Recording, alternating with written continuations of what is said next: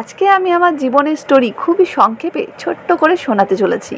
বিয়ের আগে বাবা মা পাড়ার লোক সকলে বলতো আমি নাকি খুবই শান্ত মেয়ে, আমার গলার আওয়াজ নাকি একদম শোনাই যায় না, বাড়িতে আছি না অন্য কোথাও গেছি। কিন্তু জানো, বিয়ের পর এই ভালো গুণটাই আমায় অনেক বিপদে ফেলেছে।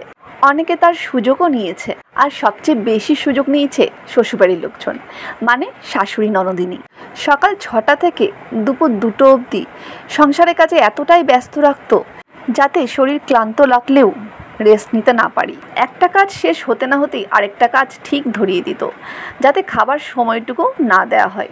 আর রাত্রেবেলা সবার খাওয়া শেষ হয়ে গেলে সবাই খেয়ে দিয়ে ঘুমিয়ে পড়লে তারপর বৌমার জন্য খাবার বেড়ে দিত, যা থাকতো বেঁচে, যেটুকু থাকতো সেটুকু।